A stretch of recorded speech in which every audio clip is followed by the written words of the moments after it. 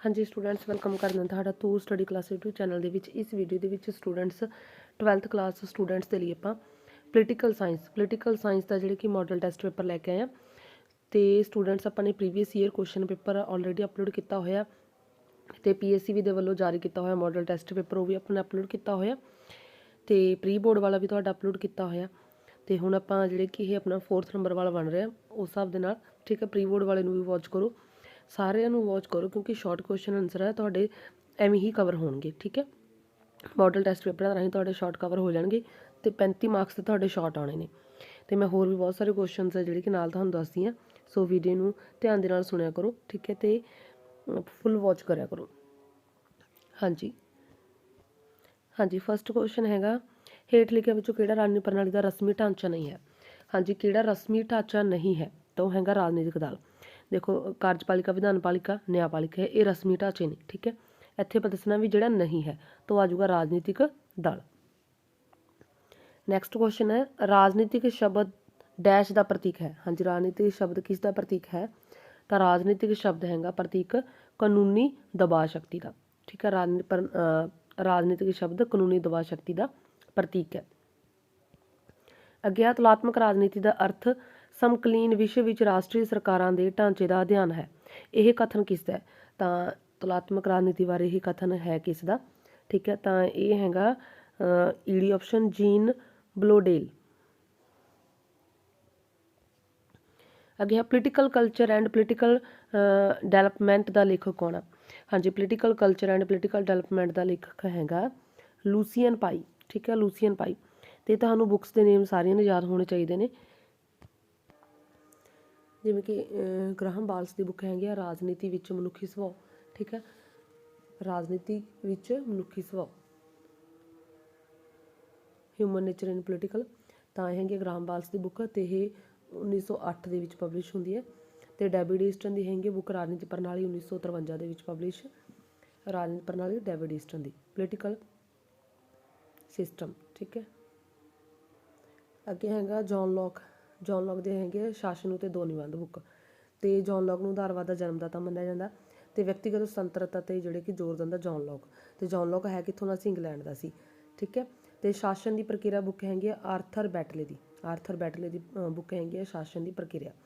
ਤੇ ਸੱਚ ਨਾਲ ਮੇਰੇ ਤਜਰਬੇ ਮਹਾਤਮਾ ਗਾਂਧੀ ਦੀ ਜਿਹੜੀ ਕਿ ਸਵੈ ਜੀਵਨੀ ਆ ਐਕਸਪੈਰੀਮੈਂਟ ਵਿਦ ਮਾਈ ਟਰੂਥ, ਠੀਕ ਹੈ। ਤੇ ਕਾਰਲ ਮਾਰਕਸ ਦੀਆਂ ਪੁਸਤਕਾਂ ਹੈਗੀਆਂ ਨੇ ਦਾਸ ਕੈਪੀਟਲ 1867 ਦੇ ਵਿੱਚ, ਕਮਿਊਨਿਸਟ ਮੈਨੀਫੈਸਟੋ 1848 ਦੇ ਵਿੱਚ, ਰਾਜਨੀਤਿਕ ਅਰਥ ਵਿਵਸਥਾ ਦੀ ਸਮੀਖਿਆ ਵੈਲਿਊ ਪ੍ਰਾਈਸ ਪ੍ਰੋਫਿਟ, ਇਨੈਗੂਰਲ ਐਡਰੈਸ।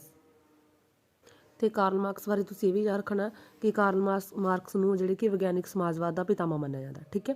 ਵਿਗਿਆਨਿਕ ਸਮਾਜਵਾਦ ਦਾ ਪਿਤਾਮਾ ਕਿਹਨੂੰ ਕਿਹਾ ਜਾਂਦਾ, ਕਾਰਲ ਮਾਰਕਸ ਨੂੰ ਕਿਹਾ ਜਾਂਦਾ, ਸਮਾਜਿਕ ਪਦਾਰਥਵਾਦ, ਠੀਕ ਹੈ। ਤੇ ਇਸ ਤੋਂ ਇਲਾਵਾ ਕਾਰਲ ਮਾਰਕਸ ਦਾ ਜਿਹੜੇ ਕਿ ਦੋਸਤ ਸੀ ਜਿਹਦੇ ਨਾਲ ਇਹਨੇ ਜਿਹੜੇ ਕਿ ਮਾਰਕਸਵਾਦ ਦਾ ਸਿਧਾਂਤ ਦਿੱਤਾ ਉਹ ਹੈਗਾ ਫਰੈਡਰਿਕ ਐਂਜਲਸ, ਠੀਕ ਹੈ, ਫਰੈਡਰਿਕ ਐਂਜਲਸ।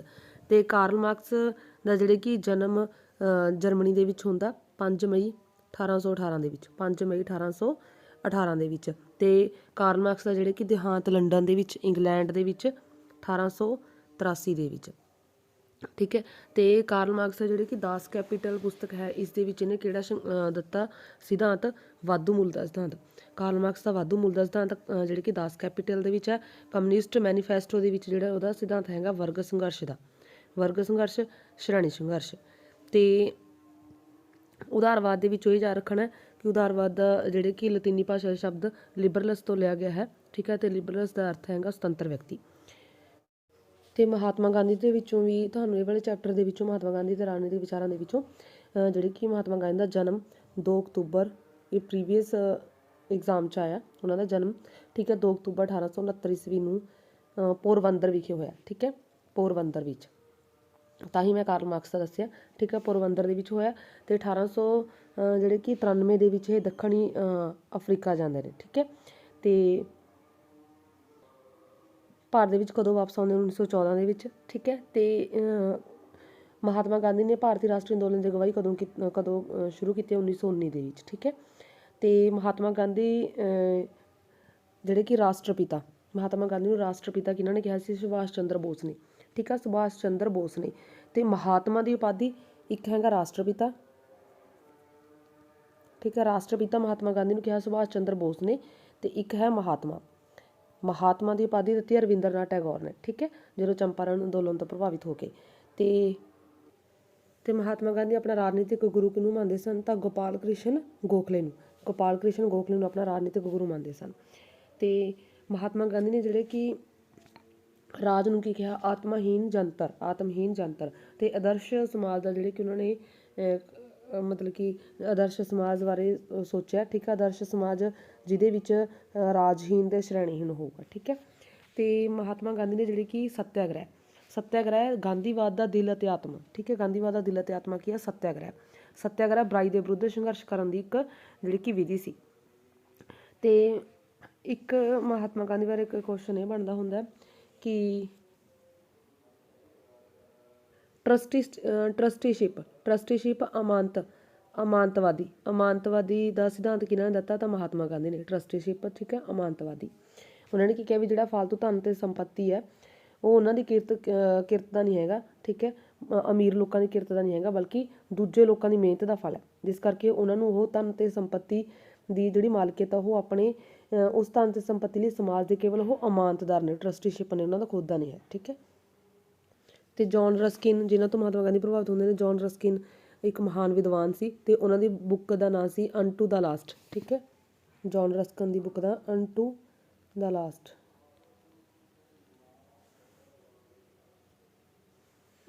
ਤੇ ਹੈਨਰੀ ਡੇਵਿਡ ਥਿਊਰੋ, ਇਹ ਅਮਰੀਕਨ ਵਿਦਵਾਨ ਸੀ, ਠੀਕ ਹੈ, ਅਰਾਜਕਤਾਵਾਦੀ ਦਾਰਸ਼ਨਿਕ ਸੀ। ਤੇ ਇਹਨਾਂ ਦੀ ਬੁੱਕ ਸੀ ਐਨ ਐਸੇ on civil ਡਿਸਓਬੀਡੈਂਸ।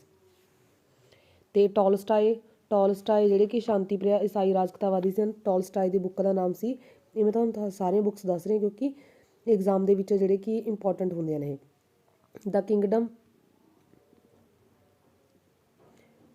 The kingdom of God is within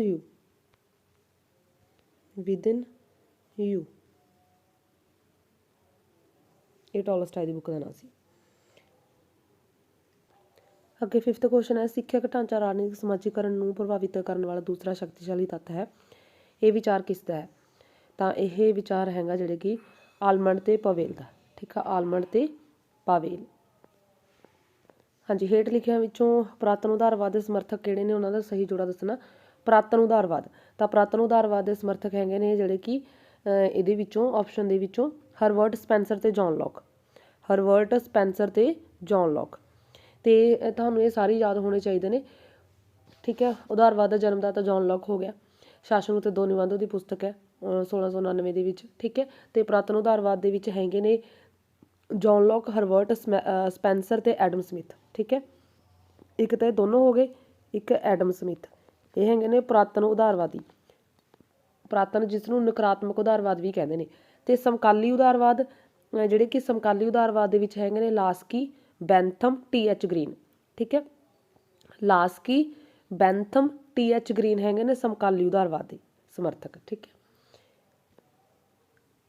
ਹਾਂਜੀ, ਅੱਗੇ ਆ ਹੀ ਗਿਆ ਦੇਖੋ ਕੁਐਸਚਨ, ਉਦਾਰਵਾਦ ਦਾ ਜਨਮਦਾਤਾ ਕਿਸ ਨੂੰ ਮੰਨਿਆ ਜਾਂਦਾ? ਤਾਂ ਜੌਨ ਲੋਕ ਨੂੰ, ਠੀਕ ਹੈ। ਨੈਕਸਟ ਹੈ, ਕਾਰਲ ਮਾਰਕਸ ਦੀ ਵਿਚਾਰਧਾਰਾ ਨੂੰ ਚੀਨ ਵਿੱਚ ਕਿਸ ਨੇ ਲਾਗੂ ਕੀਤਾ? ਤਾਂ ਕਾਰਲ ਮਾਰਕਸ ਦੀ ਵਿਚਾਰਧਾਰਾ ਨੂੰ ਚੀਨ ਦੇ ਵਿੱਚ ਕਿਸ ਨੇ ਲਾਗੂ ਕੀਤਾ ਸੀ? ਤਾਂ ਉਹ ਕੀਤਾ ਸੀ ਮਾਓ ਜ਼ੇਤੁੰਗ ਨੇ, ਠੀਕ ਹੈ। ਅੱਗੇ ਹੈਗਾ, ਜਦੋਂ ਕਾਰਲ ਮਾਰਕਸ ਮੁਨਾਫਾ ਜਾਂ ਵਾਧੂ ਧਨ ਮਜ਼ਦੂਰਾਂ ਨੂੰ ਦੇਣ ਦੀ ਗੱਲ ਕਰਦਾ ਤਾਂ ਇਹ ਇਸ਼ਾਰਾ ਕਿਸ ਵੱਲ ਹੈ? ਤਾਂ ਇਹ ਇਸ਼ਾਰਾ ਹੈਗਾ ਜਿਹੜੇ ਕਿ ਵਾਧੂ ਮੁੱਲ ਦਾ ਸਿਧਾਂਤ, ਠੀਕ ਹੈ।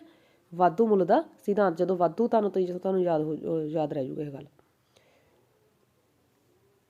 ਹਾਂਜੀ, ਅੱਗੇ ਹੈ, ਹਿਜਰਤ ਤੋਂ ਗਾਂਧੀ ਜੀ ਦਾ ਕੀ ਭਾਵ ਹੈ? ਹਾਂਜੀ, ਹਿਜਰਤ ਤੋਂ ਗਾਂਧੀ ਜੀ ਦਾ ਕੀ ਭਾਵ ਹੈ? ਤਾਂ ਹਿਜਰਤ ਤੋਂ ਭਾਵ ਗਾਂਧੀ ਜੀ ਦੇ ਅਨੁਸਾਰ ਹਿਜਰਤ ਦਾ ਅਰਥ ਹੈ ਅਤਿਆਚਾਰ ਅਤੇ ਅਨਿਆਏ ਤੋਂ ਆਪਣੇ ਆਪ ਨੂੰ ਬਚਾਉਣ ਦੇ ਲਈ ਆਪਣੇ ਵੱਡੇ ਵਡੇਰਿਆਂ ਦਾ ਜਿਹੜੇ ਕਿ ਸਥਾਨ ਛੱਡ ਕੇ ਕਿਸੇ ਹੋਰ ਸਥਾਨ 'ਤੇ ਚਲੇ ਜਾਣਾ। ਭਾਵ ਕਿ ਆਪਣੇ ਆਪ ਨੂੰ ਅਤਿਆਚਾਰਾਂ ਅਤੇ ਅਨਿਆਏ ਤੋਂ ਬਚਾਉਣ ਲਈ ਜਿਹੜੇ ਕਿ ਸਥਾਨ ਨੂੰ ਛੱਡ ਕੇ ਕਿਸੇ ਹੋਰ ਸਥਾਨ 'ਤੇ ਚਲੇ ਜਾਣਾ ਉਹਨੂੰ ਕਹਿੰਦੇ ਨੇ ਹਿਜਰਤ। ਤੇ ਗਾਂਧੀ ਜੀ ਹਿਜਰਤ ਦੀ ਸਲਾਹ ਉਹਨਾਂ ਨੂੰ ਦਿੰਦੇ ਨੇ ਜੋ ਅਨਿਆਏ ਤੇ ਅਤਿਆਚਾਰ ਦਾ ਮੁਕਾਬਲਾ ਅਹਿੰਸਕ ਸਾਧਨਾਂ ਨਾਲ ਨਹੀਂ ਕਰ ਸਕਦੇ। ਅੱਗੇ ਕੁਐਸਚਨ ਹੈ, ਗਾਂਧੀ ਜੀ ਦੇ ਆਦਰਸ਼ ਰਾਮ ਰਾਜ ਦੀਆਂ ਜਿਹੜੀ ਕਿ ਵਿਸ਼ੇਸ਼ਤਾਵਾਂ।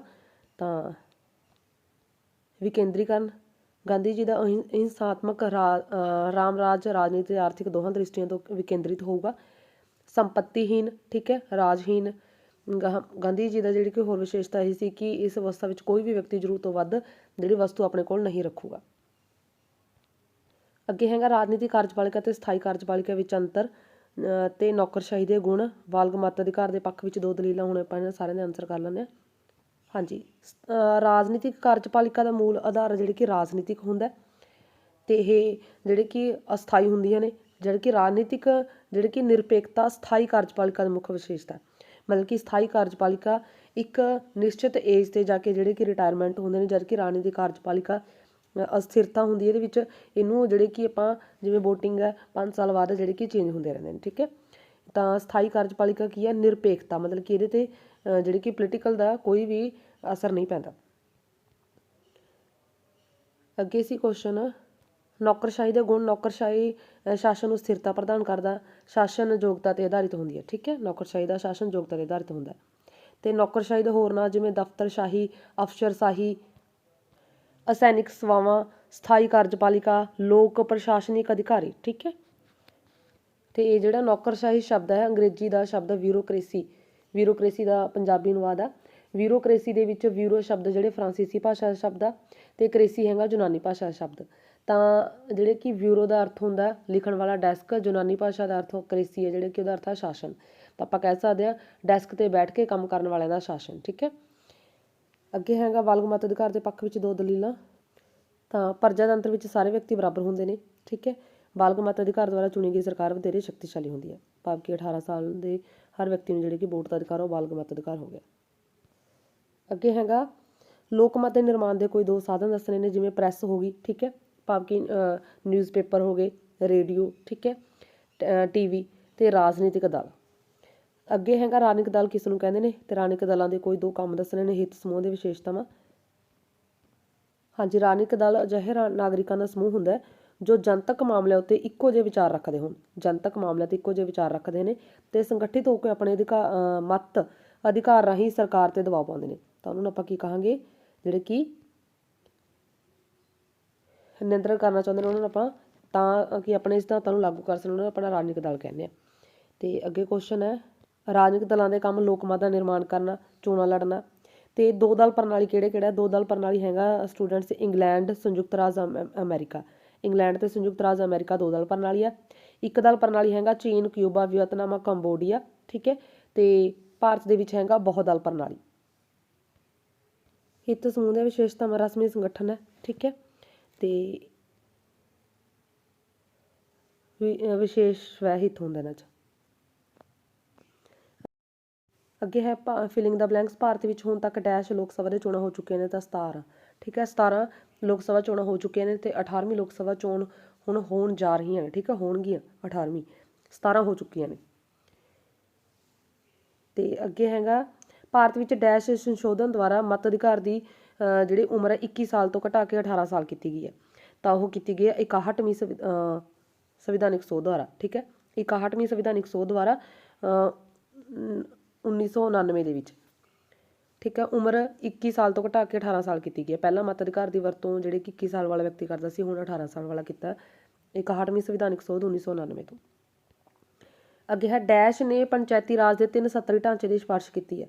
ਤਾਂ ਬਲਵੰਤ ਰਾਏ ਮਹਿਤਾ ਨੇ। ਠੀਕ ਹੈ, ਬਲਵੰਤ ਰਾਏ ਮਹਿਤਾ ਕਮੇਟੀ। ਅਤੇ ਇਹਨਾਂ 'ਚੋਂ ਬਾਕੀ ਵੀ ਕੁਐਸਚਨਸ ਤਾਂ ਮੈਂ ਹੁਣ ਦੱਸਦੀ ਹਾਂ। ਠੀਕ ਹੈ, ਕਿਉਂਕਿ ਇਹਦੇ 'ਚ ਬਾਕੀ ਵੀ ਬਹੁਤ ਇੰਪੋਰਟੈਂਟ ਹੁੰਦੇ ਨੇ। ਅਤੇ ਜਿਵੇਂ ਕਿ ਜਿਹੜੇ ਕਿ ਪੰਚਾਇਤੀ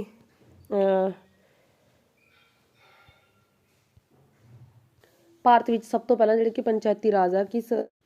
ਹਾਂਜੀ ਸਟੂਡੈਂਟਸ, ਤੁਹਾਨੂੰ ਇਹ ਵੀ ਕੁਐਸਚਨ ਹੋਣੇ ਚਾਹੀਦੇ ਨੇ ਕਲੀਅਰ ਕਿ ਪੇਂਡੂ ਸਥਾਨਕ ਸਵੈ ਸ਼ਾਸਨ ਹੈ ਜਿਹੜੀ ਕਿ ਕਿਹੜੀ ਸੰਵਿਧਾਨਿਕ ਸੋਧ ਆ? 73ਵੀਂ। ਠੀਕ ਹੈ, 1993 ਦੇ ਵਿੱਚ ਸੰਵਿਧਾਨ ਦੇ ਭਾਗ 9 ਦੇ ਅਧੀਨ ਨੇ ਪੇਂਡੂ ਸਥਾਨਕ ਸਵੈ ਸ਼ਾਸਨ। ਠੀਕ ਹੈ, ਸੰਵਿਧਾਨ ਦੇ ਭਾਗ 9 ਦੇ ਅਧੀਨ ਹੈ ਅਤੇ ਅਨੁਸੂਚੀ ਹੈਗੀ ਹੈ 11ਵੀਂ ਅਤੇ ਇਸ ਦੇ ਅਧੀਨ ਵਿਸ਼ੇ ਜਾਂ ਆਰਟੀਕਲ ਹੈਗੇ ਨੇ 29। ਠੀਕ ਹੈ, ਅਤੇ ਫਸਟ ਪੰਚਾਇਤੀ ਰਾਜ ਦਾ ਗਠਨ ਕਿੱਥੇ ਕੀਤਾ ਗਿਆ ਸੀ ਜਾਂ ਫਸਟ ਪੰਚਾਇਤੀ ਰਾਜ ਕਿੱਥੇ ਸਥਾਪਿਤ ਕੀਤਾ ਗਿਆ ਸੀ? ਠੀਕ ਹੈ, ਪ੍ਰਧਾਨ ਮੰਤਰੀ ਕੌਣ ਸੀ ਉਸ ਸਮੇਂ? ਪੰਡਿਤ ਜਵਾਹਰ ਲਾਲ ਨਹਿਰੂ। ਜਾਂ ਕਿਸ ਦੀ ਪ੍ਰਧਾਨਗੀ ਹੇਠ? ਪੰਡਿਤ ਜਵਾਹਰ ਲਾਲ ਨਹਿਰੂ ਦੀ। ਅਤੇ ਸੈਕਿੰਡ ਵੀ। ਠੀਕ ਹੈ, ਫਸਟ 2 ਅਕਤੂਬਰ 1959 ਨੂੰ ਰਾਜਸਥਾਨ ਦੇ ਨਗੌਰ ਜ਼ਿਲ੍ਹੇ ਦੇ ਵਿੱਚ। ਠੀਕ ਹੈ, ਅਤੇ ਸੈਕਿੰਡ ਸੀ 11 ਅਕਤੂਬਰ ਨੂੰ 1959 'ਚ ਆਂਧਰਾ ਪ੍ਰਦੇਸ਼। ਅਤੇ ਸਭ ਤੋਂ ਪਹਿਲਾਂ ਗ੍ਰਾਮ ਪੰਚਾਇਤ, ਫਿਰ ਪੰਚਾਇਤ ਸਮਿਤੀ, ਫਿਰ ਜ਼ਿਲ੍ਹਾ ਪ੍ਰੀਸ਼ਦ। ਕਈ ਵਾਰ ਤੁਹਾਨੂੰ ਐਵੇਂ ਕੁਐਸਚਨ ਆ ਜਾਣਾ ਕਿ ਹੇਠ ਲਿਖਿਆਂ ਦੇ ਵਿੱਚੋਂ ਕਿਹੜਾ ਜਿਹੜੇ ਕਿ ਪੇਂਡੂ ਸਥਾਨਕ ਸਰਕਾਰਾਂ ਦਾ ਹਿੱਸਾ ਨਹੀਂ ਹੈ, ਤਾਂ ਉਹਦੇ ਵਿੱਚ ਹੋ ਸਕਦਾ ਤੁਹਾਨੂੰ ਜਿਹੜੇ ਕਿ ਸ਼ਹਿਰਾਂ ਦੇ ਵਿੱਚੋਂ ਇੱਕ ਪਾ ਕੇ ਨਗਰ ਨਿਗਮ ਪਾਣਾ, ਫਿਰ ਤੁਸੀਂ ਪਹਿਚਾਣ ਕਰ ਪਾਓਗੇ। ਅਗਰ ਇਹ ਤੁਹਾਨੂੰ ਤਾਂ 3 ਯਾਦ ਹੋਣਗੀਆਂ। ਤੇ ਪੇਂਡੂ ਪੱਧਰ ਤੇ ਸਥਾਨਕ ਸਵੈ ਸ਼ਾਸਨ ਦਾ ਸਭ ਤੋਂ ਹੇਠਲਾ ਪੱਧਰ ਕਿਹੜਾ? ਗ੍ਰਾਮ ਪੰਚਾਇਤ ਆ। ਤੇ ਸਭ ਤੋਂ ਉੱਪਰ ਜਿਹੜੇ ਕਿ ਪੇਂਡੂ ਸਥਾਨਕ ਸਰਕਾਰਾਂ ਦੇ ਵਿੱਚ ਹੈਗੇ ਜ਼ਿਲ੍ਹਾ ਪ੍ਰੀਸ਼ਦ। ਸਭ ਤੋਂ ਉੱਪਰ ਜ਼ਿਲ੍ਹਾ ਪ੍ਰੀਸ਼ਦ ਆ, ਸਭ ਤੋਂ ਨੀਚੇ ਗ੍ਰਾਮ ਪੰਚਾਇਤ ਆ, ਠੀਕ ਹੈ। ਪੰਚਾਇਤ ਸਮਿਤੀ ਵਿਚਕਾਰ ਆ। ਤੇ ਇਹਦੇ ਵਿੱਚ ਸਰਪੰਚ ਦੀ ਜਿਹੜੀ ਕਿ ਏਜ ਕਿੰਨੀ ਹੋਣੀ ਚਾਹੀਦੀ? 21 ਖੜਨ ਦੇ ਲਈ, ਠੀਕ ਹੈ, ਇਲੈਕਸ਼ਨ ਦੇ ਲਈ। ਵੋਟਿੰਗ ਆਪਾਂ 18 ਸਾਲ ਵਾਲੇ ਸਾਰੇ ਕਰਦੇ ਆ, ਠੀਕ ਹੈ। ਤੇ ਅੱਗੇ ਹੈ ਸ਼ਹਿਰੀ ਸਥਾਨਕ ਸਰਕਾਰਾਂ। ਤਾਂ 74ਵੀਂ ਸੰਵਿਧਾਨਕ ਸੋਧ 1994 ਤੇ ਅਨੁਸੂਚੀ ਹੈਗੀ ਆ 12ਵੀਂ। ਵਿਸ਼ੇ ਜਾਂ ਆਰਟੀਕਲ ਇਹਦੇ ਵਿੱਚ ਹੈਗੇ ਨੇ 18 ਤੇ ਸੰਵਿਧਾਨ ਦੇ ਭਾਗ 9A ਦੇ ਅਧੀਨ ਹੈ, ਠੀਕ ਹੈ। ਤੇ ਸ਼ਹਿਰੀ ਸਥਾਨਕ ਸਰਕਾਰਾਂ ਦੇ ਵਿੱਚ ਪਹਿਲਾਂ ਨਗਰ ਪਾਲਿਕਾ ਆਉਂਦੀ ਆ, ਜਿਹਨੂੰ ਨਗਰ ਪੰਚਾਇਤ ਵੀ ਕਹਿ ਦਿੰਦੇ ਨੇ, ਫਿਰ ਨਗਰ ਪ੍ਰੀਸ਼ਦ, ਫਿਰ ਨਗਰ ਨਿਗਮ, ਠੀਕ ਹੈ। ਨਗਰ ਨਿਗਮ ਦੇ ਵਿੱਚ ਹੁੰਦਾ ਮੇਅਰ। ਸਭ ਤੋਂ ਉੱਪਰਲੇ ਪੱਧਰ ਤੇ ਹੁੰਦੀ ਹੈ ਸ਼ਹਿਰੀ ਸਥਾਨਕ ਸਰਕਾਰਾਂ ਦੇ ਵਿੱਚ ਨਗਰ ਨਿਗਮ। ਸਭ ਤੋਂ ਹੇਠਲੇ ਪੱਧਰ ਤੇ ਹੁੰਦੀ ਸ਼ਹਿਰੀ ਸਥਾਨਕ ਸਰਕਾਰਾਂ 'ਚ ਨਗਰ ਪਾਲਿਕਾ ਜਾਂ ਨਗਰ ਪੰਚਾਇਤ। ਤੇ ਫਸਟ ਨਗਰ ਨਿਗਮ ਕਿੱਥੇ ਸਥਾਪਿਤ ਕੀਤਾ ਗਿਆ ਸੀ? ਮਦਰਾਸ ਦੇ ਵਿੱਚ 1687 'ਚ। ਕਈ ਵਾਰ ਆ ਜਿਹੜੇ ਕਿ ਤੁਹਾਨੂੰ ਮਦਰਾਸ, ਠੀਕ ਹੈ, ਕਈ ਵਾਰ ਕਈ ਬੱਚੇ ਜਿਹੜੇ ਕਿ ਮੁੰਬਈ ਵੀ ਮੰਨਦੇ ਨੇ ਵੀ ਮੁੰਬਈ ਆ, ਤਾਂ ਉਹ ਵੈਸੇ ਮੁੰਬਈ ਦੇ ਵਿੱਚ ਬਾਅਦ 'ਚ ਹੋਈ, ਪਹਿਲਾਂ ਮਦਰਾਸ 'ਚ। ਭਾਰਤ ਦੇ ਵਿੱਚ ਸਭ ਤੋਂ ਪਹਿਲਾਂ ਨਗਰ ਨਿਗਮ, ਠੀਕ ਹੈ। ਤੇ ਪੰਜਾਬ ਦੇ ਵਿੱਚ ਨਗਰ ਨਿਗਮ ਕਿੰਨੀਆਂ ਨੇ? 13 ਨੇ। ਕਿਹੜੇ ਕਿਹੜੇ ਜ਼ਿਲ੍ਹਿਆਂ ਦੇ ਵਿੱਚ ਹੈ ਇਹ ਵੀ ਤੁਹਾਨੂੰ ਆ ਸਕਦਾ ਵੀ ਕਿਹੜੇ 'ਚ ਨਹੀਂ ਹੈ। ਅਗਰ ਤੁਹਾਨੂੰ ਜਿਹੜੇ ਹੈ ਵਾਲੇ ਪਤਾ ਹੋਣਗੇ ਤਾਂ ਨਾ ਵਾਲੇ ਤੁਸੀਂ ਆਰਾਮ ਨਾਲ ਆਇਡੈਂਟੀਫਾਈ ਕਰ ਪਾਓਗੇ। ਅੰਮ੍ਰਿਤਸਰ, ਜਲੰਧਰ, ਲੁਧਿਆਣਾ, ਪਟਿਆਲਾ, ਬਠਿੰਡਾ, ਹੁਸ਼ਿਆਰਪੁਰ, ਫਗਵਾੜਾ, ਮੋਗਾ, ਪਠਾਨਕੋਟ, ਮੋਹਾਲੀ, ਗੁਰਦਾਸਪੁਰ, ਕਈ ਵਾਰ ਤੁਹਾਨੂੰ ਬਟਾਲਾ ਵੀ ਲਿਖਿਆ ਆ ਸਕਦਾ, ਕਪੂਰਥਲਾ, ਫਾਜ਼ਿਲਕਾ ਦਾ ਅਬੋਹਰ, ਠੀਕ ਹੈ। ਤੇ ਅੱਗੇ ਕੁਐਸਚਨ ਹੈਗਾ ਭਾਰਤ ਵਿੱਚ ਡੈਸ਼ ਪ੍ਰਣਾਲੀ ਪਾਈ ਜਾਂਦੀ ਹੈ? ਤਾਂ ਭਾਰਤ ਵਿੱਚ ਬਹੁਦਲ ਪ੍ਰਣਾਲੀ ਹੈ। ਭਾਰਤ ਵਿੱਚ ਪਹਿਲੀਆਂ ਆਮ ਚੋਣਾਂ 1951-52, ਠੀਕ ਹੈ। ਤੇ ਇਹਦੇ ਲਈ ਵੀ ਤੁਹਾਨੂੰ ਇਹ ਕੁਐਸਚਨ ਕਲੀਅਰ ਹੋਣੇ ਚਾਹੀਦੇ ਨੇ ਕਿ ਚੋਣ ਪ੍ਰਣਾਲੀ ਸੰਵਿਧਾਨ ਦੇ ਭਾਗ ਕਿਹਦੇ ਅਧੀਨ ਹੈ, ਠੀਕ ਹੈ। ਇਲੈਕਸ਼ਨ ਕਮਿਸ਼ਨ ਵਾਲਾ ਕਿਹੜੇ ਆਰਟੀਕਲ ਦੇ ਅਧੀਨ ਆਉਂਦੇ ਨੇ? 324 ਤੋਂ ਲੈ ਕੇ 329 ਤੱਕ। ਸੰਵਿਧਾਨ ਦਾ ਭਾਗ 15 ਦੇ ਅਧੀਨ। ਤੇ ਆਰਟੀਕਲ 326 ਦੇ ਅਧੀਨ ਇਹ ਕਿਹਾ ਗਿਆ ਕਿ 18 ਸਾਲ ਦੇ ਹਰੇਕ ਨਾਗਰਿਕ ਨੂੰ ਵੋਟ ਪਾਉਣ ਦਾ ਅਧਿਕਾਰ ਆ, ਠੀਕ ਹੈ। 61ਵੀਂ ਸੰਵਿਧਾਨਿਕ ਸੋਧ ਦੁਆਰਾ ਕੀਤੀ ਗਈ ਹੈ। ਤੇ ਚੋਣ ਆਯੋਗ ਦੀ ਵਿਵਸਥਾ 324 ਆਰਟੀਕਲ ਦੇ ਅਧੀਨ ਹੈ। ਤੇ ਚੋਣ ਪ੍ਰਚਾਰ ਦਾ ਸਮਾਂ 14 ਦਿਨ ਹੁੰਦਾ। ਪਹਿਲੀਆਂ ਚੋਣਾਂ ਜਿਹੜੇ ਕਿ 1952, 51, 52 ਦੋਨੋਂ ਹੀ ਯਾਦ ਰੱਖਣੇ ਨੇ, ਠੀਕ ਹੈ। ਪੰਚਾਇਤ ਦਿਵਸ 24 ਅਪ੍ਰੈਲ ਨੂੰ ਹੁੰਦਾ, ਠੀਕ ਹੈ। ਤੇ ਵੋਟਰ ਦਿਵਸ 25 ਜਨਵਰੀ ਨੂੰ ਹੁੰਦਾ। ਭਾਰਤੀ ਚੋਣ ਕਮਿਸ਼ਨ ਦੀ ਸਥਾਪਨਾ 25 ਜਨਵਰੀ 1950 ਦੇ ਵਿੱਚ ਕੀਤੀ ਗਈ ਹੈ। ਹਾਂਜੀ ਅੱਗੇ ਕੁਐਸਚਨ ਹੈ ਲੋਕ ਸਭਾ ਦੇ ਚੋਣਾਂ ਲਈ ਇੱਕ ਉਮੀਦਵਾਰ ਦਾ ਵੱਧ ਤੋਂ ਵੱਧ ਚੋਣ ਖਰਚ ਡੈਸ਼ ਰੁਪਏ ਨਿਰਧਾਰਿਤ ਕੀਤਾ ਗਿਆ? ਤਾਂ ਇਹਦੇ ਵਿੱਚ ਕਿੰਨੇ ਨਿਰਧਾਰਿਤ ਕੀਤਾ ਗਿਆ? ਤਾਂ 95 ਲੱਖ, ਠੀਕ ਹੈ। ਅੱਗੇ ਹੈ ਰਾਸ਼ਟਰੀ ਅਖੰਡਤਾ ਡੈਸ਼ ਤੇ ਨਿਰਭਰ ਕਰਦੀ ਹੈ? ਰਾਸ਼ਟਰੀ ਅਖੰਡਤਾ ਰਾਸ਼ਟਰੀ ਏਕੀਕਰਨ ਤੇ ਨਿਰਭਰ ਕਰਦੀ ਹੈ। ਰਾਸ਼ਟਰੀ ਏਕੀਕਰਨ, ਠੀਕ ਹੈ।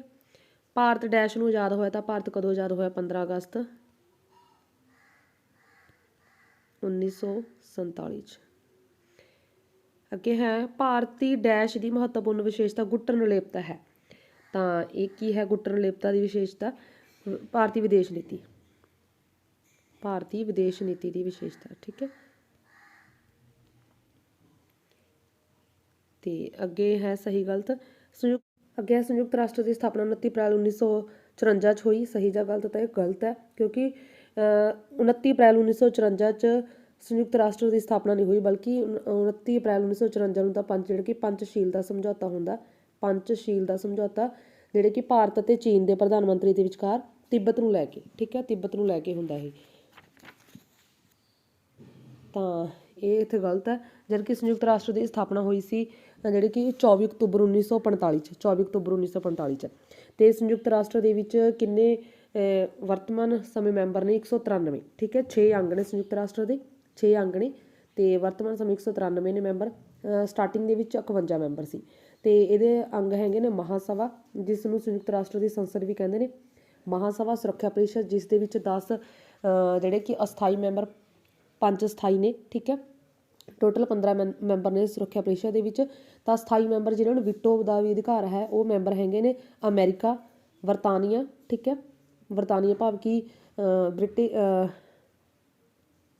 ਇੰਗਲੈਂਡ, ਠੀਕ ਹੈ, ਰੂਸ, ਚੀਨ, ਫਰਾਂਸ, ਇਹ 5 ਦੇਸ਼ ਨੇ ਜਿਨ੍ਹਾਂ ਨੂੰ ਵੀਟੋ ਦਾ ਅਧਿਕਾਰ ਹੈ, ਜਿਹੜੇ ਸਥਾਈ ਮੈਂਬਰ ਨੇ, ਠੀਕ ਹੈ।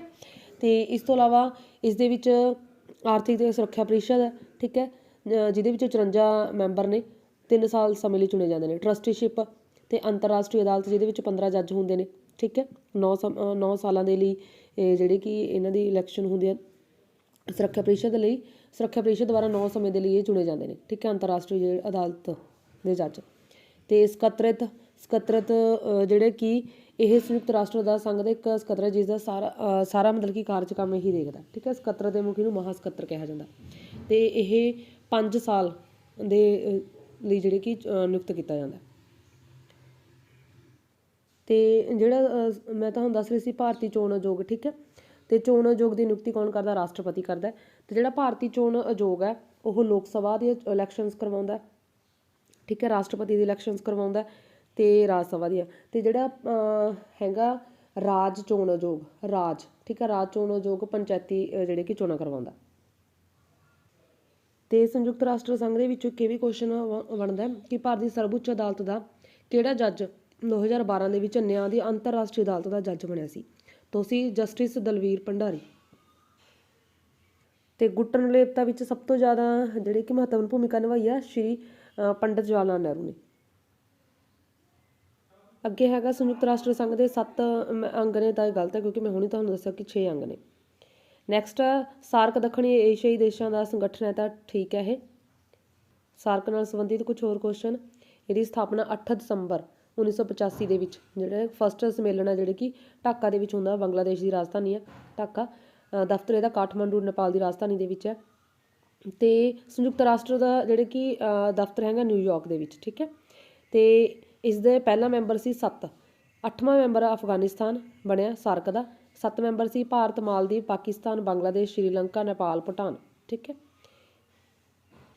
ਅੱਗੇ ਹੈ 1947 ਦੇ ਵਿੱਚ ਭਾਰਤ ਤੋਂ ਵੱਖ ਹੋ ਕੇ ਬੰਗਲਾਦੇਸ਼ ਇੱਕ ਨਵੇਂ ਰਾਜ ਦੇ ਰੂਪ ਦੇ ਵਿੱਚ ਸਾਹਮਣੇ ਆਇਆ, ਤਾਂ ਗਲਤ ਹੈ। 1947 ਨਹੀਂ ਹੈ, 1971 ਹੈ। ਤੇ ਵਿਦੇਸ਼ ਨੀਤੀ ਕਿਹੜੇ ਆਰਟੀਕਲ ਦੇ ਅਧੀਨ ਆਉਂਦੀ ਹੈ? ਤਾਂ 51 ਦੇ ਵਿੱਚ, ਠੀਕ ਹੈ, 51। ਤਾਸ਼ਕੰਦ ਸਮਝੌਤਾ ਕਿਹੜੇ ਦੋ ਦੇਸ਼ਾਂ ਵਿਚਕਾਰ ਹੋਇਆ ਸੀ? ਤਾਂ ਇਹ ਭਾਰਤ ਤੇ ਪਾਕਿਸਤਾਨ ਦੀਆਂ ਸਮੱਸਿਆਵਾਂ ਨੂੰ ਹੱਲ ਕਰਵਾਉਣ ਦੇ ਲਈ, ਠੀਕ ਹੈ, ਰੂਸੀ ਨੇਤਾਵਾਂ ਦੇ ਯਤਨਾਂ ਦੇ ਵਜੋਂ, ਠੀਕ ਹੈ। ਰੂਸ ਦੀ ਧਰਤੀ ਤਾਸ਼ਕੰਦ ਦੇ ਸਥਾਨ 'ਤੇ ਹੋਇਆ ਸੀ। ਪਾਕਿਸਤਾਨ ਦੇ ਪ੍ਰਧਾਨ ਮੰਤਰੀ ਤੇ ਭਾਰਤੀ ਪ੍ਰਧਾਨ ਮੰਤਰੀ ਦੇ ਵਿਚਕਾਰ 1965 ਦੇ ਵਿੱਚ, ਠੀਕ ਹੈ, ਤਾਸ਼ਕੰਦ ਸਮਝੌਤਾ। ਤੇ ਪੰਚਸ਼ੀਲ ਵਾਲਾ ਆਪਣਾ ਕੁਐਸਚਨ ਹੋਏ ਗਿਆ। ਤੇ ਮੈਕਮੋਹਨ ਰੇਖਾ ਜਿਹੜੀ ਕਿ ਭਾਰਤ ਤੇ ਚੀਨ ਦੇ ਖੇਤਰ ਦੀ ਸੀਮਾ ਨਿਸ਼ਚਿਤ ਕਰਦੀ ਹੈ। ਸ਼ਿਮਲਾ ਸਮਝੌਤਾ 2 ਜੁਲਾਈ 1972 ਦੇ ਵਿੱਚ ਹੁੰਦਾ। ਸ਼ਿਮਲਾ ਦੇ ਵਿੱਚ ਭਾਰਤੀ ਪ੍ਰਧਾਨ ਮੰਤਰੀ ਸ਼੍ਰੀਮਤੀ ਇੰਦਰਾ ਗਾਂਧੀ ਤੇ ਪਾਕਿਸਤਾਨੀ ਪ੍ਰਧਾਨ ਮੰਤਰੀ ਜ਼ੁਲਫੀਕਾਰ ਅਲੀ ਭੁੱਟੋ ਦੇ ਵਿਚਕਾਰ, ਠੀਕ ਹੈ। ਨੈਕਸਟ ਕੁਐਸਚਨ ਹੈ ਪਾਕਿਸਤਾਨ ਸ਼ੀਤ ਯੁੱਧਕਾਲੀਨ ਸੈਨਿਕ ਸੰਗਠਨਾਂ ਜਿਵੇਂ ਸੈਟੋ ਦੇ ਵਿੱਚ ਸ਼ਾਮਲ ਹੋਇਆ, ਤਾਂ ਠੀਕ ਹੈ। ਅੱਗੇ ਕੁਐਸਚਨ ਹੈ ਵਰਤਮਾਨ ਸਮੇਂ ਭਾਰਤ ਅਮਰੀਕਾ ਸੰਬੰਧ ਸੁਧਰ ਰਹੇ ਨੇ, ਤਾਂ ਠੀਕ ਹੈ। ਨੈਕਸਟ ਹੈ ਭਾਰਤ ਦੇ ਰੂਸ ਨਾਲ ਹਮੇਸ਼ਾ ਹੀ ਚੰਗੇ ਸੰਬੰਧ ਰਹੇ ਨੇ, ਤਾਂ ਜਿਹੜੇ ਕਿ ਇਹ ਠੀਕ ਹੈ। ਅੱਗੇ ਵਿਸ਼ਵ ਵਿੱਚ ਤਾਪਮਾਨ ਲਗਾਤਾਰ ਵੱਧ ਰਿਹਾ ਤੇ ਜਿਸ ਨੂੰ ਵਿਸ਼ਵ ਤਾਪਨ ਕਹਿੰਦੇ ਨੇ, ਤਾਂ ਠੀਕ ਹੈ। ਅੱਗੇ ਸਟੂਡੈਂਟ ਸ਼ਾਰਟ ਤੋਂ ਬਾਅਦ ਤੁਹਾਡੇ 3-3 ਅੰਕਾਂ ਵਾਲੇ ਕੁਐਸਚਨ, ਕੋਈ 5 ਕਰਨੇ ਹੋਣਗੇ, ਤੁਹਾਨੂੰ ਇਹ ਆਉਣਗੇ 8, ਠੀਕ ਹੈ। ਹਾਂਜੀ, ਜਿਵੇਂ ਇਹਦੇ ਵਿੱਚ ਹੈਰਾਨਿਕ ਅਵਸਥਾ ਦਾ ਕੀ ਅਰਥ ਹੈ? ਪਹਿਲਾਂ ਆਪਾਂ ਕੁਐਸਚਨ ਦੇਖ ਲਿਆ, ਫਿਰ ਆਨਸਰ ਕਰਾਂਗੇ। ਰਾਣੀ ਸਮਾਜੀਕਰਨ ਦੀਆਂ 3 ਵਿਸ਼ੇਸ਼ਤਾਵਾਂ।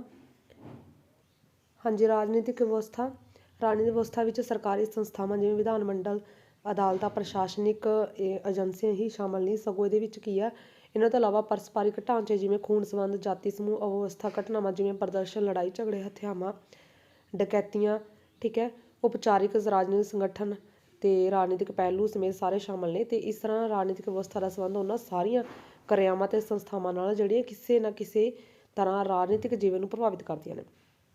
ਤੇ ਰਾਜਨੀਤਿਕ ਵਿਵਸਥਾ ਦਾ ਸੰਬੰਧ ਕੇਵਲ ਕਾਨੂੰਨ ਬਣਾਉਣ ਤੇ ਲਾਗੂ ਕਰਨ ਤੋਂ ਹੀ ਨਹੀਂ, ਸਗੋਂ ਵਾਸਤਵਿਕ ਰੂਪ ਦੇ ਵਿੱਚ ਬਲ ਪ੍ਰਯੋਗ ਦੁਆਰਾ ਉਹਨਾਂ ਦਾ ਪਾਲਣ ਕਰਵਾਉਣ ਤੋਂ ਵੀ ਹੈ। ਅੱਗੇ ਹੈ ਰਾਜਨੀਤਿਕ ਸਮਾਜੀਕਰਨ ਦੀਆਂ ਵਿਸ਼ੇਸ਼ਤਾਵਾਂ। ਰਾਜਨੀਤਿਕ ਸਮਾਜੀਕਰਨ ਦੀ ਪ੍ਰਕਿਰਿਆ ਸਾਰੇ ਸਮਾਜਾਂ ਵਿੱਚ ਪਾਈ ਜਾਂਦੀ ਹੈ, ਠੀਕ ਹੈ। ਤੇ ਰਾਜਨੀਤਿਕ ਪ੍ਰਣਾਲੀ ਭਾਵੇਂ ਲੋਕਤੰਤਰੀ ਹੋਵੇ, ਸਰਵ ਅਧਿਕਾਰੀਵਾਦੀ ਹੋਵੇ, ਰਾਜਨੀਤਿਕ ਸਮਾਜੀਕਰਨ ਦਾ ਹੋਣਾ ਬਹੁਤ ਜ਼ਰੂਰੀ ਹੈ। ਤੇ ਸਿੱਖਣ ਦੀ ਪ੍ਰਕਿਰਿਆ ਰਾਜਨੀਤਿਕ ਸਮਾਜੀਕਰਨ, ਠੀਕ ਹੈ। ਤੇ ਕੇਵਲ ਰਾਜਨੀਤਿਕ ਅਧਿਐਨ ਹੀ ਨਹੀਂ ਇਹਦੇ ਵਿੱਚ, ਸਗੋਂ ਇਹਦੇ ਵਿੱਚ ਇਹਦਾ ਸੰਬੰਧ ਸਾਰੇ ਅਧਿਐਨ ਹੈ ਜੋ ਰਾਜਸੀ ਜੀਵਨ ਨਾਲ ਸੰਬੰਧ ਰੱਖਦੇ ਨੇ, ਠੀਕ ਹੈ। ਅੱਗੇ ਕੁਐਸਚਨ ਹੈ ਮਹਾਤਮਾ ਗਾਂਧੀ ਦੇ ਅਹਿੰਸਾ ਸੰਬੰਧੀ ਕੀ ਵਿਚਾਰ ਨੇ? ਲੋਕਮਤ ਦੀਆਂ ਵਿਸ਼ੇਸ਼ਤਾਵਾਂ 3, ਠੀਕ ਹੈ। ਲੋਕਮਤ ਨੂੰ ਜਨਮਤ ਵੀ ਕਹਿੰਦੇ ਨੇ। ਤੇ ਪਹਿਲਾਂ ਆਪਾਂ ਕੁਐਸਚਨ ਦੇਖ ਲੈਂਦੇ ਫਿਰ ਆਨਸਰ। ਭਾਰਤੀ ਲੋਕਤੰਤਰ ਅਤੇ ਸੰਪਰਦਾਇਕਤਾ ਦੇ ਕੀ ਪ੍ਰਭਾਵ ਨੇ? ਬਾਲਗ ਮਤ ਅਧਿਕਾਰ ਤੋਂ ਕੀ ਭਾਵ ਹੈ? ਸੰਯੁਕਤ ਰਾਸ਼ਟਰ ਦਾ ਨਿਰਮਾਣ ਕਦੋਂ ਹੋਇਆ ਸੀ? ਤੇ ਭਾਰਤ ਸੰਯੁਕਤ ਰਾਸ਼ਟਰ ਰਾਜ ਅਮਰੀਕਾ, ਭਾਰਤ ਤੇ ਸੰਯੁਕਤ ਰਾਜ ਅਮਰੀਕਾ ਦੇ ਵਿਚਕਾਰ ਸੰਬੰਧ। ਠੀਕ ਹੈ। ਹਾਂਜੀ, ਅਹਿੰਸਾ। ਮਹਾਤਮਾ ਗਾਂਧੀ ਜੀ ਅਹਿੰਸਾ ਦੇ ਪੁਜਾਰੀ ਸਨ ਤੇ ਉਹਨਾਂ ਨੇ ਅਹਿੰਸਾ ਨੂੰ ਆਪਣੇ ਜੀਵਨ ਦਾ ਕਾਰਜਕ੍ਰਮ ਦਾ ਇੱਕ ਭਾਗ ਬਣਾਇਆ। ਤੇ ਗਾਂਧੀ ਜੀ ਅਨੁਸਾਰ ਅਹਿੰਸਾ ਦਾ ਅਰਥ ਕਿ ਕਿਸੇ ਕ੍ਰੋਧ ਜਾਂ ਨਿੱਜੀ ਸਵਾਰਥ ਲਈ ਜਾਂ ਉਹਨੂੰ ਸੱਟ ਮਾਰਨ ਦੇ ਇਰਾਦੇ ਨਾਲ ਦੁੱਖ ਨਾ ਦਿੱਤਾ ਜਾਵੇ, ਮਤਲਬ ਕਿ ਕਿਸੇ ਵੀ ਤਰੀਕੇ ਨਾਲ ਕੋਈ ਵੀ ਦੁੱਖ ਨਾ ਦਿੱਤਾ ਜਾਵੇ। ਠੀਕ ਹੈ। ਤੇ ਨਾ ਹੀ ਕਤਲ ਕੀਤਾ ਜਾਵੇ। ਤੇ ਗਾਂਧੀ ਜੀ ਦਾ ਕਹਿਣਾ ਸੀ ਕਿ ਅਹਿੰਸਾ ਦਾ ਅਰਥ ਖਤਰੇ ਸਮੇਂ ਕਾਇਰਤਾ ਦਿਖਾਉਣੀ ਜਾਂ ਹੱਥ ਤੇ ਹੱਥ ਰੱਖ ਕੇ ਬੈਠਣਾ ਨਹੀਂ ਹੈਗਾ। ਇਹਦਾ ਮਤਲਬ ਹੈ ਕਿ ਅਨਿਆਏ ਨੂੰ ਚੁੱਪਚਾਪ ਸਹਿਣ ਕਰਨਾ ਨਹੀਂ ਹੈ।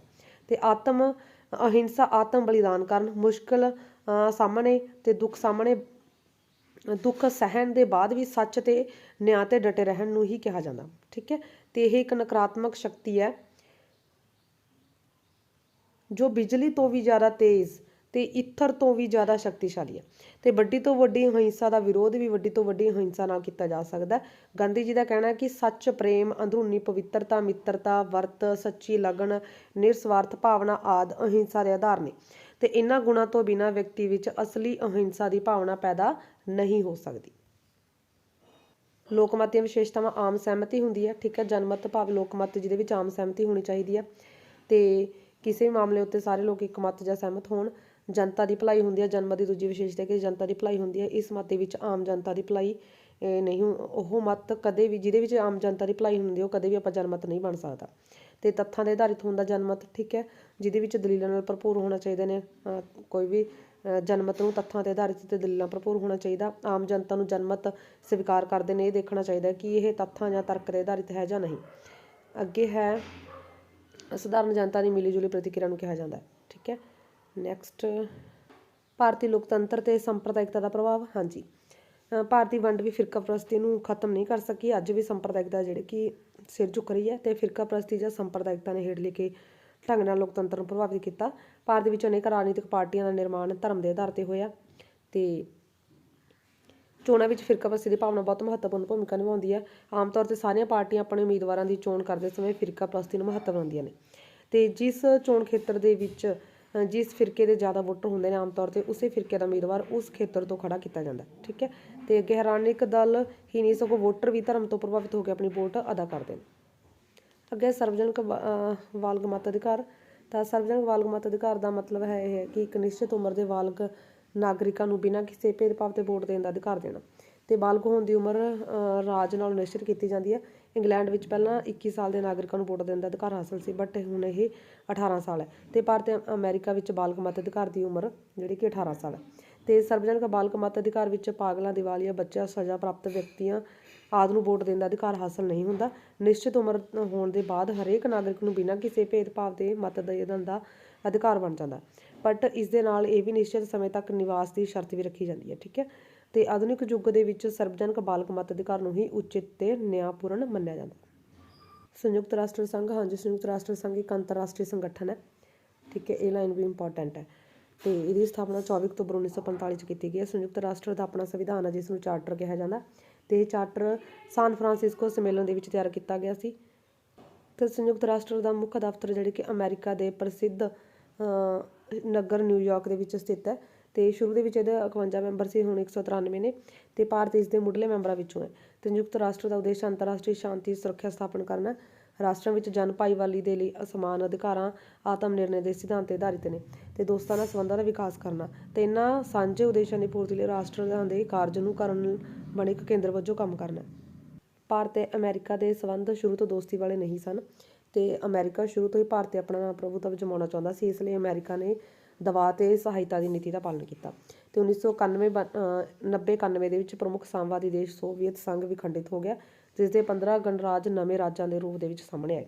ਤੇ ਸੋਵੀਅਤ ਸੰਘ ਦੇ ਵਿਗਠਨ ਦੇ ਨਾਲ ਅਮਰੀਕਾ ਸੋਵੀਅਤ ਸੰਘ ਵਿਚਾਲੇ ਚੱਲਣ ਵਾਲਾ ਸ਼ੀਤ ਯੁੱਧ ਖਤਮ ਹੋ ਗਿਆ। ਤੇ ਅਜਿਹੇ ਵਿੱਚ ਅਮਰੀਕਾ ਦੀ ਰੁਚੀ ਪੂਰਬੀ ਦੇਸ਼ਾਂ ਦੀ ਅਰਥ ਵਿਵਸਥਾ ਜਾਂ ਬਾਜ਼ਾਰਾਂ ਦੇ ਵਿੱਚ ਵੱਧ ਗਈ। ਭਾਰਤੀ ਅਰਥ ਵਿਵਸਥਾ ਦੀ ਵਿਭਿੰਨਤਾਪੂਰਨ ਅਤੇ ਵਿਆਪਕ ਹੈ। ਤੇ ਭਾਰਤ ਨੂੰ ਆਪਣੇ ਆਰਥਿਕ ਵਿਕਾਸ ਲਈ ਤਕਨੀਕੀ, ਆਰਥਿਕ ਤੇ ਭੌਤਿਕ ਮਦਦ ਦੀ ਲੋੜ ਹੈ। ਅਮਰੀਕਾ ਵੀ ਆਰਥਿਕ ਦ੍ਰਿਸ਼ਟੀ ਤੋਂ ਭਾਰਤ ਦੇ ਮਹੱਤਵ ਨੂੰ ਪਛਾਣਨ ਲੱਗਿਆ। ਤੇ ਹੌਲੀ-ਹੌਲੀ ਦੋਨਾਂ ਦੇਸ਼ਾਂ ਦੇ ਵਿੱਚ ਵੱਖ-ਵੱਖ ਖੇਤਰਾਂ ਵਿੱਚ ਸਹਿਯੋਗ ਵੱਧ ਰਿਹਾ। ਤੇ ਦੂਜੇ ਪਾਸੇ ਭਾਰਤ ਤੇ ਅਮਰੀਕਾ ਨੂੰ ਵਿਅਕਤਵਾਦੀ ਗਤੀਵਿਧੀਆਂ ਦਾ ਸਾਹਮਣਾ ਕਰਨਾ ਪੈ ਰਿਹਾ। ਇਸ ਲਈ ਦੋਨਾਂ ਦੇਸ਼ਾਂ ਵਿਚਾਲੇ ਆਪਸੀ ਸੂਝ-ਬੂਝ ਦਾ ਮਾਹੌਲ ਤਿਆਰ ਹੋਇਆ। ਹੋਇਆ ਹੈ। ਸ਼ੀਤ ਯੁੱਧ ਦੇ ਬਾਅਦ ਅਮਰੀਕਾ ਤੇ ਭਾਰਤ ਵਿਚਾਲੇ ਜਿਹੜੇ ਅਨੇਕਾਂ ਸਮਝੌਤੇ ਹੋਏ ਤੇ ਦੋਨਾਂ ਦੇਸ਼ਾਂ ਦੇ ਰਾਸ਼ਟਰਪਤੀ ਤੇ ਉੱਚ ਅਧਿਕਾਰੀਆਂ ਨੇ ਇੱਕ ਦੂਜੇ ਦੇ ਯਾਤਰਾਵਾਂ ਕੀਤੀਆਂ। ਹਾਂਜੀ, ਅੱਗੇ ਭਾਗ ਈਡੀ ਦੇ ਵਿੱਚ ਲੌਂਗ ਕੁਐਸਚਨ ਨੇ। ਤੁਲਾਤਮਕ ਰਾਜਨੀਤੀ ਦੀ ਪਰਿਭਾਸ਼ਾ ਦਿਓ ਤੇ ਇਹਦੀਆਂ ਵਿਸ਼ੇਸ਼ਤਾਵਾਂ ਜਾਂ ਮਾਰਕਸਵਾਦ ਦੇ ਸਮਾਜਵਾਦ ਦੇ ਕੋਈ 6 ਸਿਧਾਂਤ। ਪਹਿਲਾਂ ਆਪਾਂ ਕੁਐਸਚਨ ਦੇਖਦੇ ਹਾਂ, ਫਿਰ ਆਨਸਰ ਦੇਖਾਂਗੇ। ਸਵਸਥ ਲੋਕਮਤ ਦੇ ਨਿਰਮਾਣ ਲਈ ਲੋੜੀਂਦੀਆਂ ਸ਼ਰਤਾਂ, ਪੰਚਾਇਤੀ ਰਾਜ ਨਾਲ ਸੰਬੰਧਿਤ 73ਵੀਂ ਸੰਵਿਧਾਨਿਕ ਸੋਧ, ਆਮ ਆਦਮੀ ਪਾਰਟੀ ਦਾ ਕਾਰਜਕ੍ਰਮ। ਠੀਕ ਹੈ, ਤੇ ਭਾਰਤੀ ਪਾਕਿਸਤਾਨ ਵਿਚਕਾਰ ਤਣਾਅਪੂਰਨ ਸੰਬੰਧਾਂ ਦੇ ਕਾਰਨਾਂ ਦਾ ਵਰਣਨ। ਹਾਂਜੀ, ਤੁਲਾਤਮਕ ਰਾਜਨੀਤੀ ਇਹਦੀਆਂ। ਠੀਕ ਹੈ, ਤੁਲਾਤਮਕ ਰਾਜਨੀਤੀ ਇਹ ਕੁਐਸਚਨ ਆਪਾਂ ਸਮਝਾ ਕੇ ਅਲੱਗ ਵੀਡੀਓ ਬਣਾਵਾਂਗੇ ਇੱਕ ਲੌਂਗ ਕੁਐਸਚਨਾਂ ਦੀ। ਠੀਕ ਹੈ, ਇਹਦੇ ਵਿਸ਼ੇਸ਼ਤਾਵਾਂ, ਮੁੱਲ ਰਹਿਤ ਧਾਰਨਾ, ਇਹ ਅੰਤਰ ਅਨੁਸ਼ਾਸਨੀ ਦ੍ਰਿਸ਼ਟੀਕੋਣ ਹੁੰਦਾ ਇਹਦੇ ਵਿੱਚ, ਤੇ ਵਿਸ਼ਲੇਸ਼ਣਾਤਮਕ ਵਿਆਖਿਆਤਮਕ ਅਧਿਐਨ ਹੁੰਦਾ ਹੈ, ਵਿਕਾਸਸ਼ੀਲ ਦੇਸ਼ਾਂ ਦਾ ਅਧਿਐਨ ਹੈ ਇਹਦੇ ਵਿੱਚ, ਵਿਗਿਆਨਿਕ ਤੇ ਵਿਵਸਥਾ ਅਧਿਐਨਿਕ ਹੈ, ਵਿਵਸਥਾ ਮੁਲਕ ਦ੍ਰਿਸ਼ਟੀਕੋਣ ਹੈ। ਠੀਕ ਹੈ, ਕਾਰਲ ਮਾਰਕਸ ਦੇ ਸਮਾਜਵਾਦ ਦੇ ਸਿਧਾਂਤ, ਭੌਤਿਕਵਾਦ। ਠੀਕ ਹੈ, ਉਸ ਤੋਂ ਬਾਅਦ ਹੈਗਾ ਇਤਿਹਾਸ ਦੀ ਆਰਥਿਕ ਜਾਂ ਭੌਤਿਕ ਵਿਆਖਿਆ, ਸ਼੍ਰੇਣੀ ਸੰਘਰਸ਼ ਦਾ ਸਿਧਾਂਤ। ਠੀਕ ਹੈ, ਤੇ ਵਾਧੂ ਮੁੱਲ ਦਾ ਸਿਧਾਂਤ ਆ ਜਾਊਗਾ। ਉਸ ਤੋਂ ਬਾਅਦ ਹੈਗਾ ਪੂੰਜੀਵਾਦੀ ਸਵੈਨਾਸ਼, ਪੂੰਜੀਵਾਦ ਦਾ, ਧਰਮ ਵਿੱਚ ਕੋਈ ਵਿਸ਼ਵਾਸ ਨਹੀਂ। ਸਵਸਥ ਤੇ ਦ੍ਰਿੜ ਲੋਕਮਤ ਦੇ ਨਿਰਮਾਣ ਲਈ ਜ਼ਰੂਰੀ ਸ਼ਰਤਾਂ, ਲੋਕਤੰਤਰੀ ਪ੍ਰਣਾਲੀ ਹੋਣੀ ਚਾਹੀਦੀ ਹੈ, ਪੜ੍ਹੇ ਲਿਖੇ ਲੋਕ ਹੋਣੇ ਚਾਹੀਦੇ ਨੇ, ਸੁਚੇਤ ਨਾਗਰਿਕ ਹੋਣੇ ਚਾਹੀਦੇ ਨੇ, ਆਦਰਸ਼ ਸਿੱਖਿਆ ਪ੍ਰਣਾਲੀ ਹੋਣੀ ਚਾਹੀਦੀ ਹੈ, ਤੇ ਚੰਗੇ ਸੰਗਠਿਤ ਰਾਜਨੀਤਿਕ ਦਲ ਹੋਣੇ ਚਾਹੀਦੇ ਨੇ, ਭਾਸ਼ਣ ਦੇਣ ਤੇ ਵਿਚਾਰ ਪ੍ਰਗਟਾਉਣ ਦੀ ਸੁਤੰਤਰਤਾ, ਸੁਤੰਤਰ ਨਿਰਪੱਖ ਪ੍ਰੈਸ, ਆਰਥਿਕ ਸੁਰੱਖਿਆ, ਤੇ ਫਿਰਕੂ ਭਾਵਨਾਵਾਂ ਦੀ ਅਣਹੋਂਦ, ਯੋਗ ਪ੍ਰਸ਼ਾਸਨਿਕ ਪ੍ਰਬੰਧ, ਆਪ ਪਾਰਟੀ ਦੀ ਨੀਤੀ ਅਤੇ ਕਾਰਜਕ੍ਰਮ।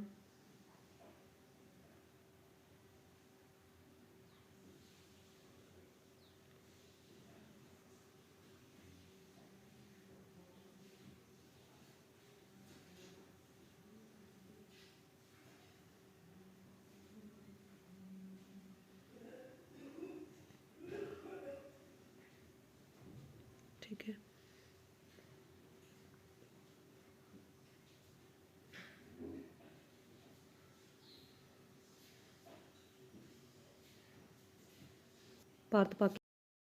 ਭਾਰਤ ਪਾਕਿਸਤਾਨ ਸੰਬੰਧ।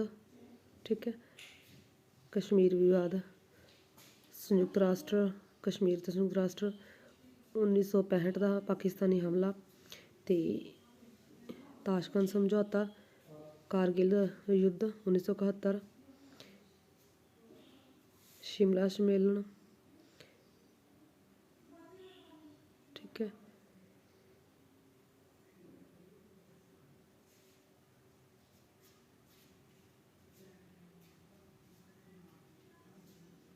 ਥੈਂਕਸ।